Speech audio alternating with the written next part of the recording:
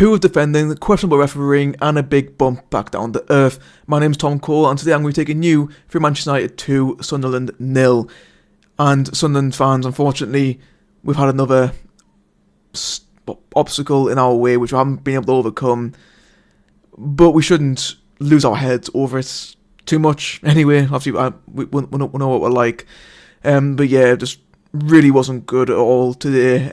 First half was just not good enough. Really wasn't good enough. We were getting absolutely destroyed with the back four. But then as soon as we did change to a back five, we did look a lot better. But unfortunately, we just weren't good enough in the final third in the second half to, well, get many shots on target, to be fair. So going on to the two teams, she started off with Manchester United, sent Lemens in goal for his debut. Today had Lenny Yoro, Mattis de Ligt and Luke Shaw the back three. Ahmad, Casemiro, Bruno Fernandes and Diego Dalot in midfield. Brian and Bermo, Mason Mount behind Benjamin Sesko. Sunderland had Robin Roefs in goal, Trey Hume, Noni Mukiele, Omar Alderete off Masuaku, the back four. Granit Xhaka and Noah Siddiqui in midfield. Bertrand Traore, Enzo Lefebvre, Simon Adingra behind Wilson Isidore. And first sort of 5-10 minutes, Sunderland, we actually started off quite well. We were getting forward a lot. Traore probably with the biggest chance of the opening 5 minutes. Just couldn't quite get a foot on the end of Adingra's cross, which would have been decided anyway because Adingra was just offside when he made the run. There was a shame from Traore because it was a great run from Traore. Just couldn't quite get on the end of it. But then it was United who do take the lead, and it pretty much was against the run of play at the time because it literally was the first attack of the game. Just really improved from Sunderland in the box. Just left Mason Mount completely unmarked. For me, Alderete has got to be doing much better than he did. And to be fair, it's a great finish from Mason Mount into the bottom right corner. Nothing Robin Roefs could really do about it. And from there, the momentum just carried from United because they saw an opportunity, and which was down the right hand side for them. Because I'll be straight up. Off Masuaku had an absolute howler today. He really did. Ahmad and Bermo had him on toast. It just wasn't great to watch. I think in the back four, Masuaku really did struggle today. Which I think West Ham fans did warn us about when we did say Masuaku that he's decent going forward, but actually defending not the greatest, and that definitely proved to be the case. He just wasn't getting the green in the grass, and Adingra wasn't really doing too much to help him out either. Really, so most of United's attacks did come down the right hand side, and then it was from that those got the second goal of the game from a corner, and the corner was swung in, and then literally 5 Sunderland players completely missed the ball. Again, Benjamin Sesko completely unmarked in the box. Trey Hume just lost his man. Sesko powers home and 2-0 United, and not brilliant. And to be fair, we were very lucky that it was only 2-0 in that spell, because if it had not been for Robin Roefs, we probably would have been about 3 or 4-0 down. Ahmad had a couple of opportunities, and Bermo missed them on as well. Robin Roefs saved us a lot in that first half, and once again proving that he's actually a very good goalkeeper. Because without him, it would have been an absolute disaster. Today, it really would have been. And then soon after the successful goal that we did make a substitution in the first half, which we rarely see it at Sunderland unless it is due to a red card or injury. Adingra was brought off of Dan Ballard as we moved to a back five, which from there, this is when we start to actually look a lot more composed on the ball, a lot more controlled. It literally wasn't night and day because we were getting absolutely hounded with the back four. So thankfully, Labrie, he didn't wait until half time to change it. He just changed it straight away because we really were up against it. That's probably an understatement because United really should have been outside in that first half. There was an incident towards the end of the first half. Trey Hume in a little bit of a tussle with Benjamin Sesko. The referee gave a penalty, but I think looking back, it wasn't a penalty. I know I've seen some fans say that it was a penalty. Yes, Sesko had a high boot in the box, but he doesn't actually touch Hume at all. The ball hits Hume in the face, which is why Hume got down. I think Hume thought that Sesko had connected with him. No, the ball just struck Hume in the face. It was the absolutely correct decision to overturn the penalty. Right, I'm not disagreeing with that one there. And then in the second half, we looked much better. Again, although United did probably had more of the ball the first half. We definitely looked like more capable at the back. And then there was yet another incident with the penalty box and Sunderland. Now, I think looking back, it was just outside the box, so it probably would have been a free kick given. But there was absolutely no way that was a dive by Bertrand Traore. No way, that was not a dive. Yes, I'll admit he made a complete meal out of it. Let's be honest. He went down like he got shot, which he didn't. Right. There is contact from Bruno Fernandes. I thought Lemens got him. Lemens doesn't touch Traore at all. It's all Bruno Fernandes. Fernandes does get his shin. There's contact there. It should have been a free kick / penalty, whatever what was given. No way was it a dive. Absolutely no way. And that for me just started an absolute onslaught of just questionable decisions being given by Stuart Atwell on the pitch and the linesman as well. Because I'm not going to rant too much about the referees, because it wasn't their fault that we lost this game, as I wasn't doing. But it wasn't so bad first half, but second half in particular, it was just it's just felt as though we were getting absolutely nothing from the referee at all. Absolutely nothing, and it doesn't help that our players will go down far too easily. I'll admit that sometimes we do go down too easy, but there was genuine times in that second half. Bobby, for example, like Deliz clearly catches Bobby. Nothing is given. The referee just wears it away. Like, I just don't understand how the referee can be so certain. One, that Traore dive he didn't, and two, that Bobby was definitely not a foul. Like, it was just really annoying to see, and it felt as though that as well, that the fact that United only had one booking for the entire match was definitely wrong. And to be fair, it was like I just don't like there were certain challenges in that game, like from Alderete got booked for a challenge which wasn't really a yellow card. Sadiki as well got one. Traore got dive again. He got booked for diving, which wasn't a dive. For me, Xhaka was the only yellow card today. For most, that actually was a yellow card in my opinion. And I'm not blaming the referees or anything, because it wasn't their fault that we lost the game. But I will put out there that it was definitely he definitely seemed to be more in favour of Man United than he was of us in that game, which it got frustrating to watch, because it was just we were just getting absolutely nothing from him in that game at all. And it was a shame. It really, really was. We then bring more changes. Mayenda, Talbi and Bobby all come on as well. You know, those 3 attacking substitutions. And it was at this point when, from the hour mark onwards, where we started to have more of the ball, starting to get into United's box more. And Mayenda had a shot which he should have really gotten on target. The fact he completely skied it was just impressive, to be fair.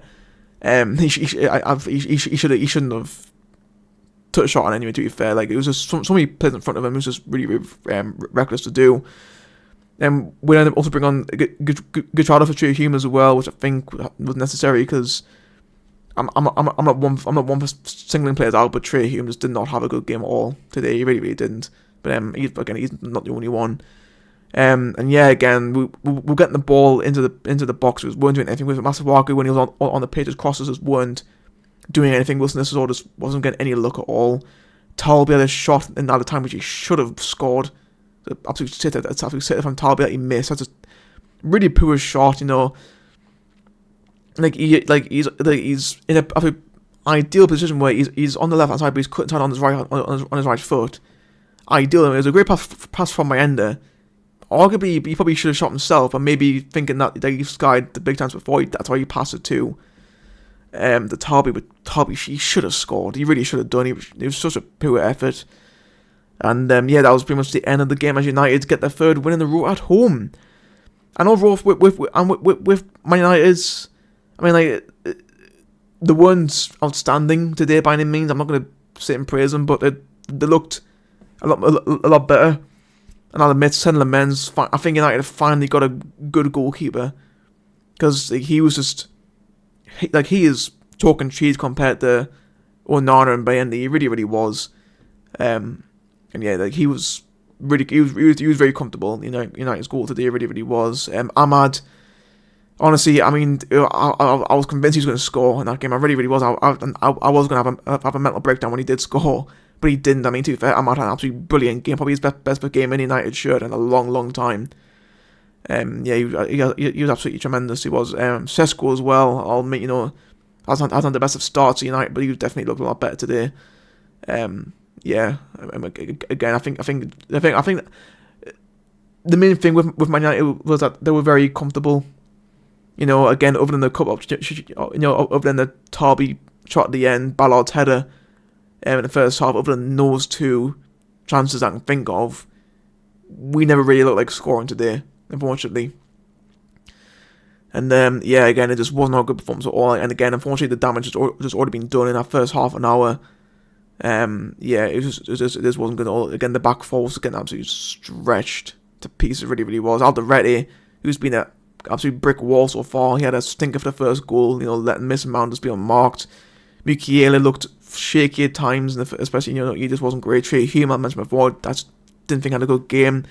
Lefay in midfield, I mean, we've finally playing Lefay in his actual position in the number 10, and he just wasn't good at all. He just looked completely lost. The passing was sloppy.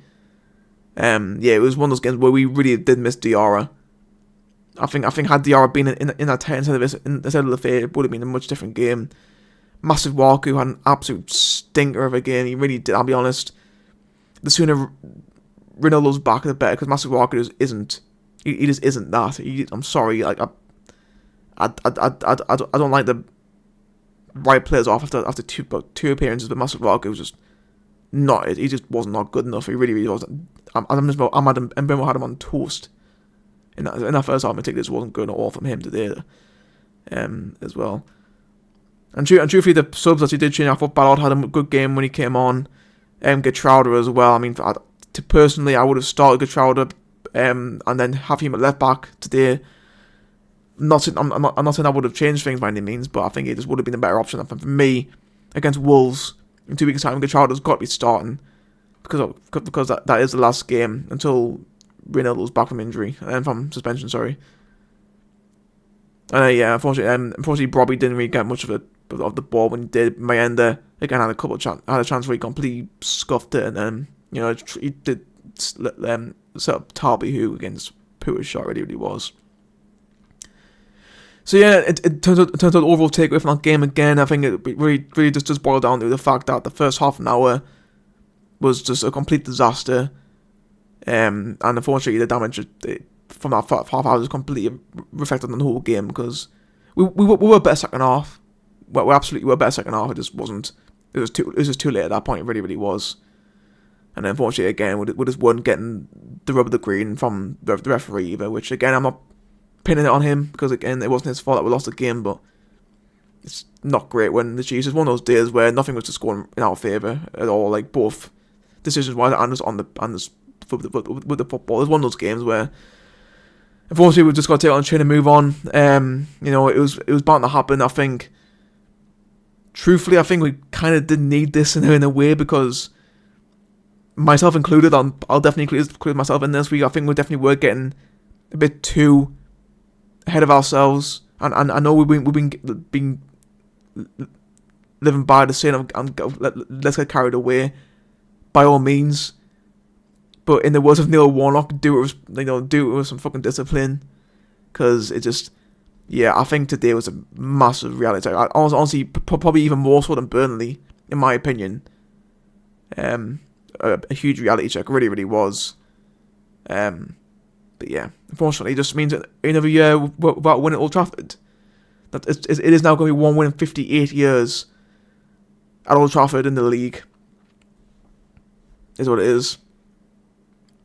Turns out the league table, then that means we are still in 6th place for now. But of course, there's still 5 games tomorrow and 1 game still yet to be played. Yeah, if Chelsea win, they go above us. If they beat Liverpool, Everton, and playing Brighton as well. Crystal Palace playing tomorrow as well. City, so we could potentially be down in the bottom half. Should they think go completely against us, but we'll have to wait and see.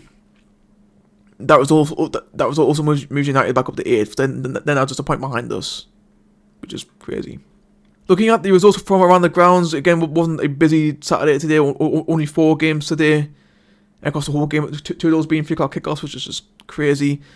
Leeds losing at home to Tottenham. Tell and Kudus both getting the goals there. I mean, again, how did Leeds not get anything in this game? That's absolutely criminal how they didn't get a point from that. Tottenham defended well and took the chances. So, fair play to them. Arsenal beat West Ham 2-0, and again, it just looked like a pretty routine Arsenal win. Nothing too extravagant. Again, Declan Rice scoring against his old club. Had to be him, I suppose, didn't it? Last night as well, Bournemouth beating Fulham 3-1. I mean, how again, Fulham just completely collapsed in the last few minutes. It really, really did. They had the game in their grasp and they just completely let it go. Semenyo as well, absolute baller. He is carrying my FPL every week. It is really absolutely outstanding. He really, really is. And then Chelsea against Liverpool kicks off in 10 minutes time as I'm recording this. Anyway, guys, that's going to be it for me. Obviously, there's going to be an international break now next week. So unfortunately, no video. Next game is Wolves at home. For me, an absolute must win, especially after today's result. If we can't beat Wolves at home, not brilliant. But again, that's 2 weeks away. I'll have to wait and see. But anyway, that's it for me. Hope you enjoyed. See you all next time.